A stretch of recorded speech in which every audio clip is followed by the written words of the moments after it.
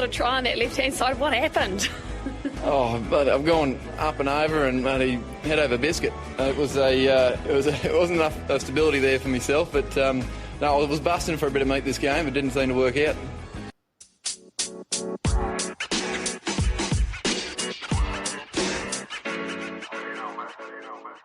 Hello, cheers, and welcome to the Scrum of the Earth podcast, the weekly show for news, reviews, great interviews, and so much more all about the world of rugby. My name is David Lawrence. I'm an American rugby fan who follows the game wherever I can find it all over the globe.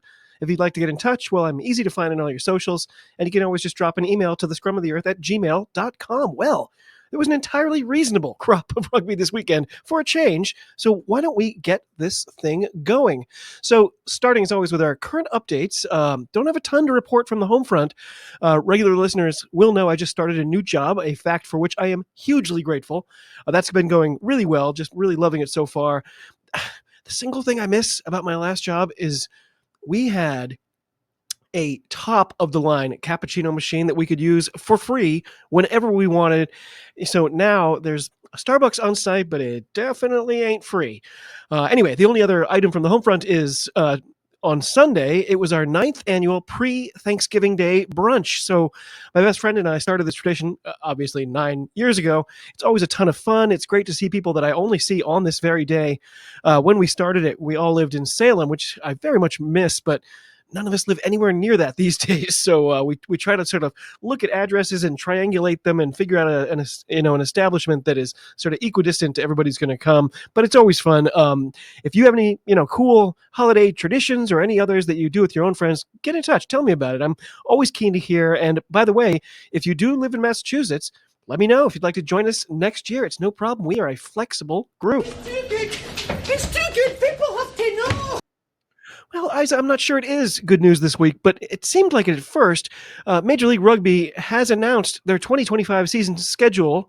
It came out just last week, but it did not go over well. So for the first time, they've added midweek games. So in my case, there's a Free Jacks game scheduled for a Tuesday night. It's really shoehorned in there. I immediately bumped on what a difficult stretch that would be. It's like game, 6-day rest, 3-day rest, 6-day rest. It's just, that's going to be rough. Being a self-centered human, of course, my first thoughts were on how annoying it'll be to get my sorry butt down to Fort Quincy for a Tuesday night. But the Players Association had much wider concerns and quickly let them be known. Their main objections are obviously about player welfare and the fact that they weren't part of the conversation that led to this schedule, and they are very unhappy, probably rightly so. Last year, there were at least 2 huge reshuffles of the schedule after it had been announced, so I have a feeling we're looking at that again this year. Every offseason, the Free Jacks host a winter party for founding members, so I'm looking forward to asking Mags and TK all about it. I feel sure there are more twists and wrinkles to come, so stay tuned for updates as always. So, moving on to our thoughts of the week, my thoughts of the week are on the upcoming holidays. Here in the U.S., we're just a couple of days away from Thanksgiving, which this year means a trip to Maine to see my brother and his family. Then it's less than a month until Christmas, which we'd planned to do with in Texas with my partner's family. The downside of having a new job is I have no vacation time banked yet, so I can't make the trip. We eventually decided that we'd do our own holiday at home, just the 3 of us, and then the other 2/3 of the family will fly down to the Lone Star State on Boxing Day. Do wish I could go, but, not a huge deal because this time next year, I'll have a lot more flexibility. Whatever you're planning for the holiday season, again, get in touch. Let me know what your plans are, what you're looking forward to or dreading, And finally, quick tip. Last time we had to visit the in-laws, we prepared a bingo card for all the crazy stuff that might happen. I can't recommend it enough. Just be sure to keep it hidden. Anyway, that of course brings us to our reviews. As always, we're going to start with the international action. Things got started on Friday with France versus Argentina.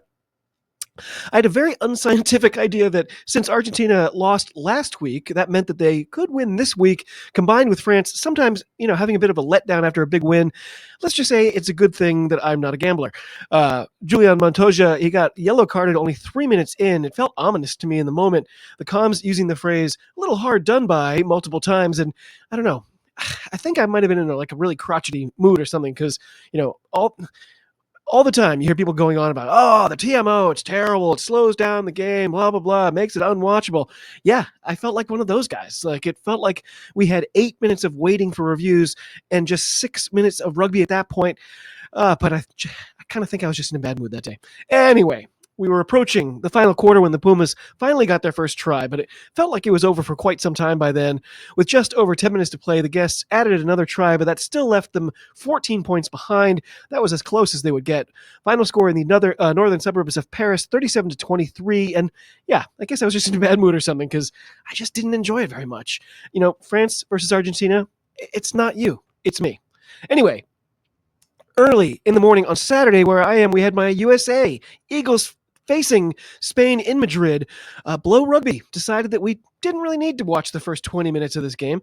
Thanks as always, guys. Great job.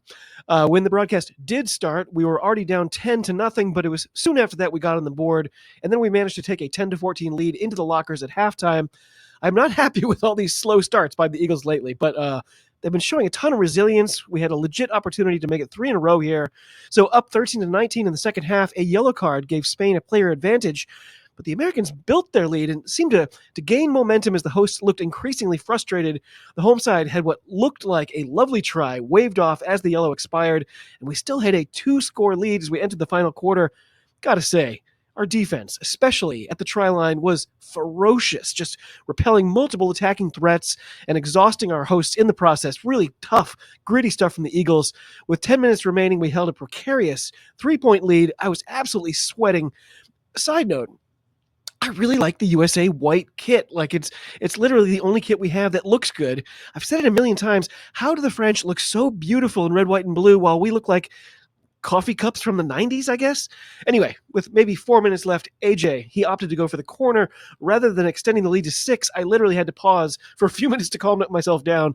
Somehow, we botched the ensuing line out, but got it back anyway. We made the next line out perfectly, but Spain turned over the maul that resulted. How does that even happen?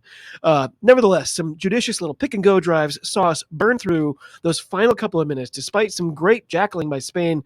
And after gaining one final advantage, we were able to boot it into touch to secure a hard-fought victory. Second time in a row, we've beaten Spain as well, getting our first 3-game win streak in the entirety of my memory.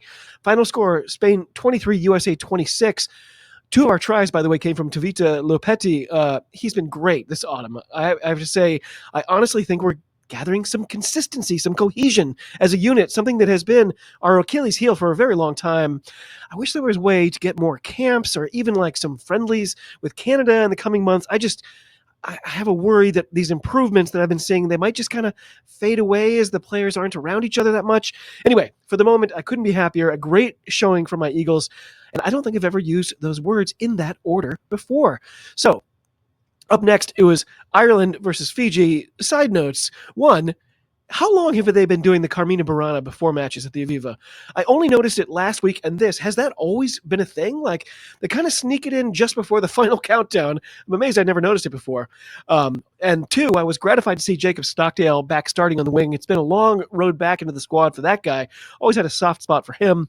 Quote, "It's the grayest and grisliest days of Dublin," unquote, said the comms as we got started, and I was glad to see Holly Davidson on the whistle. They should really be giving her better and better assignments. Big fan. Anyway, if you haven't seen the clip of Caleb Muntz almost bonking her in the head with the ball as they gave us the opening shot of her with the graphic at the opening, I mean, you got to look it up. It was what a save by Muntz. Anyway, took Ireland almost no time to slice through for their first try, but it didn't take long for Sam Prendergast to get a yellow card after that. But Fiji were not able to take advantage, bubbling a few golden opportunities. They looked like they were just a bit off on the day. As the yellow expired, Caleb Muntz, speaking of which, he got the visitors' first points to make it 14-3 at the end of the first quarter. Craig Casey, he got his first international try around the half-hour mark. I was already undoing the clasp on the box that holds my little game over stamp. Mac Hansen's bonus point try right on halftime saw me inking it up, though, and I saw no way the Fijians could fly their way back into this one. It was a bit of a walkover. Hansen's beauty in the corner came just as the hosts really started to run away with it, but it was Bundy Aki getting player of the match honors for his 176 meters, carried on top of everything else he did, including a try. Fiji's autumn tour, apart from that first ever win in Cardiff, had to be a disappointment for them. Today, it was not a performance they'd be particularly proud of. Final score in Dublin, 52-17, a big result for the Irish, but will it silence all the doubters who have been popping out of the woodworks lately? Anyway, next up is Wales versus South Africa. I wasn't sure if I should watch this one. It kind of feels like rubbernecking at this stage. Rassie, of course, had gone for the full meat grinder with his selection this week. I heard a rumor that he was hoping to sort of, basically end Gatland's reign as head coach. I had a feeling it might work. It's funny, though, because I was thinking about it, like the box depth, it's so crazy these days. Like if they broke their players into A, B, and C squads, if those teams were actually just separate countries, they might be ranked 1, 3, and 5 or something like that in the world. It's totally bonkers. Anyway, Franco Mostert, he got the first try of the day. I recalled one of my favorite all-time comments. Lee from Blood and Mud once said, Mostert is a man who always looks like he's crying, except when he's actually crying. Mwah! Love that one. Anyway, Eben Etzebeth, he was next over the line. I decided at that point to invest in some mental health by taking a walk for the next half hour or so. Side note, though, David Flatman on comms, he seemed to make a Lord of the Rings reference, but he changed Gandalf's words to "Thou shalt not pass," and I was like, I don't know, it cracked me up. Did he somehow conflate J.R.R. Tolkien with the Bible? Anyway, South Africa, they had their bonus point try by minute 34, but Wales did get on the board before the break. The second half, much the same, though the Coms seemed outright disappointed in what they saw as a let-off by the Boks. By the end, if you were trying to find a couple positives for Wales, I mean, it'd be tough. They scored a couple of tries against a stifling defense. They didn't let the number one team in the world get past or even get to the half-century mark. But I feel like those are positives that I'm used to using, like when my Eagles play the All Blacks. You know what I mean?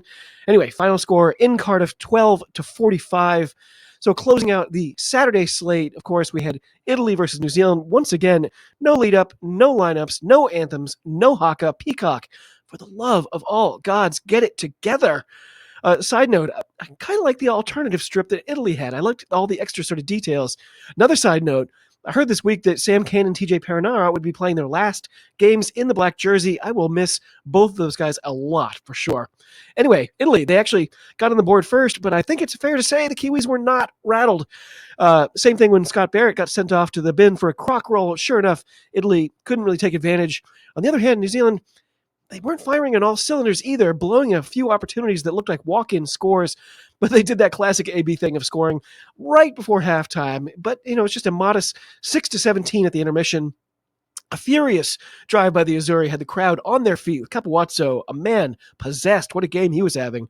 The All Black defense kept infringing, earning another yellow card, but they were able to turn over the Italy driving maul, a huge relief for them and pure deflation for the frothing crowd.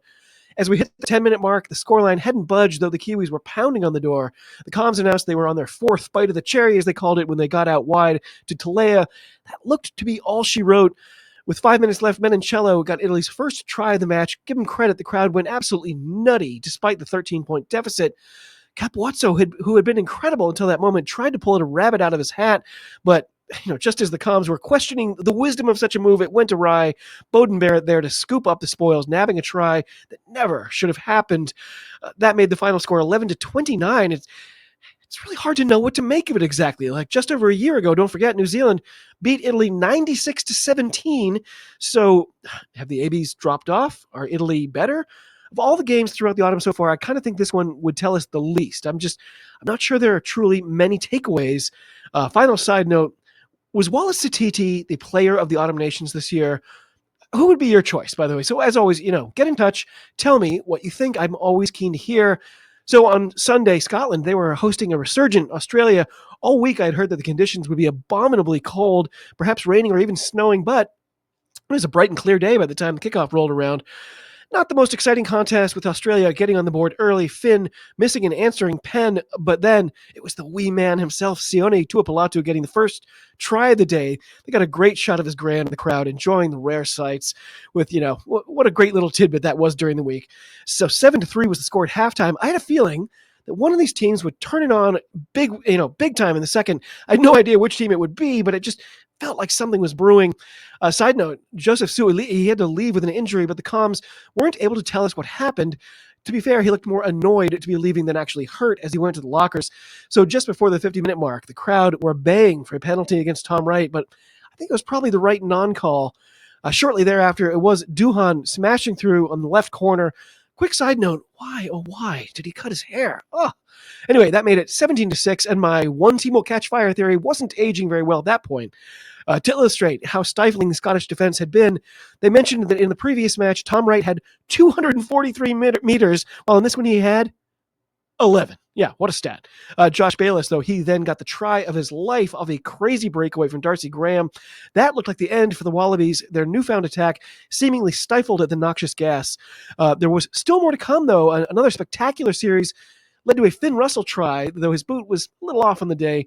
In the closing moments, it was Harry Potter on debut getting a try for the Aussies, and fear not, I'm not making any dumb jokes here, despite Harry Potter recently taking over my son's entire consciousness.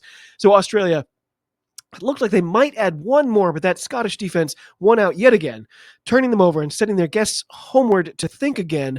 Final score 27-13. Despite this result, you'd have to think Australia would be very pleased with this tour, given their recent World Cup performance. Woof. Anyway, finally, we had a match with a built-in narrative, England welcoming Japan to Allianz London. I really can't wait for Japan's coach to quit on them so I can go back to liking them, Surely that can't be too far off, right? Anyway, quick side note, my complaining about skipping over lineups and anthems and everything, yeah, that was apparently policy because it was the same for every match carried on Peacock this week. It's a good thing the service is significantly cheaper than most because it sucks. Anyway, it's hard to get, for me at least, to get excited for this game. Unsurprisingly, bit of a snore. The English ran away with it in the first half, 35-7, and 59-14 was the final tally. Do I feel like I should have more to say about this game? Yes. Do I? Oh, my. No. Very, very, very no. Anyway, elsewhere. Staying in England, though, the PWR was back in action. I was ecstatic to see my Loughborough Lightning getting another win, this time against Leicester Tigers. Lev Kelter and Catherine Treader both got tries. How cool is that? Emily Scarrett, though, she may have been the player of the match. What a game she had. And by full time, it was 36-24. Shout out to Rugby Julia here, whose Bristol Bears also got another win, smacking around the Trailfinders to the tune of 26-7. Ealing's lone try was from Tyson Bukaboom, who I'm doing my best to mention more often here on the show. Just love her. Amber Reed, though, put on a clinic for the home side. On Sunday, Sale were hosting Exeter. The woes continued for the home side, losing again 19-29. That was despite the Chiefs not scoring a point in the entire final half hour. The final tally looked slightly more forgiving due to Holly Thorpe's try with only a few minutes left. And then finally for round 7, it was a big one. Saracens hosting Harlequins, who were on a 4-game winning streak. It was incredibly close for a game where it didn't feel close for the majority of the way. Harlequins got 3 unanswered, though unconverted tries, 2 of which came from Beth Wilcock, and with only a quarter hour to play, Saracens were still staring at a goose egg. 2 converted tries in that final frame got them within a point, but they just ran out of time, losing again at home 14-15. And don't look now, Quins have won 5 straight. Of course, meanwhile, over in France, the top 14 was back to the grindstone, but I'm sorry to say, I didn't get to catch any of it. Only 2 away teams won, which is pretty par.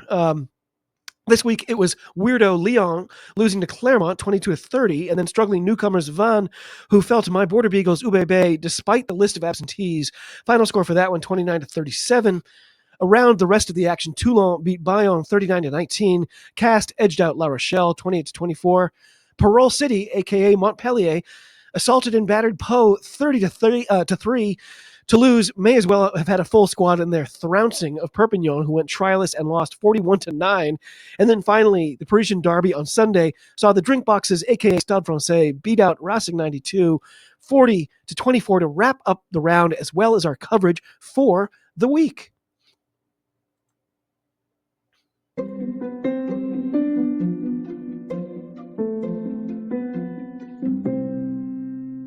Well, my friends, by the music, you'll know it's time for this week's Diamond in the Ruck Award, and this week the award goes to Sione Tuapalatu, Mr. Wee Man. You made every right-minded rugby fan smile this week with that heartwarming video of you and Mosisi getting a surprise visit from your gran, and then you turned around and got a spectacular try in the first game she's seen you play in person up north. There may have been better performances across the weekend, but my heart can always do with a bit of warming, and in that, good sir, you delivered. Sione Tuapalatu, congratulations to you. You are this week's Diamond in the Ruck.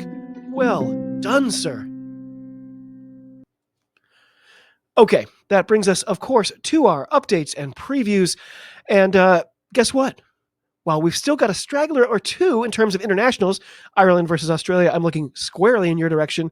We've also got the return of all our usual action, including the URC and the Prem, to go along with the PWR and the top 14.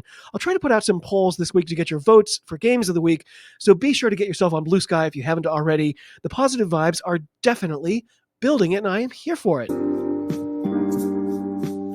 Well, my friends, that does it for another week. I have to say, I'm weirdly excited to get back to the URC.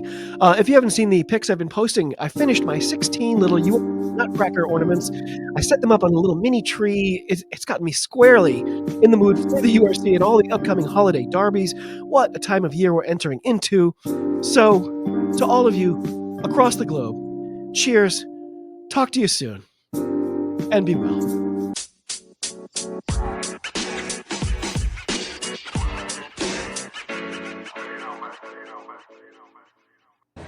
It gives me great pleasure to be here today. Oh, it does, neat. You want to tempt the wrath of the whatever from high atop the thing?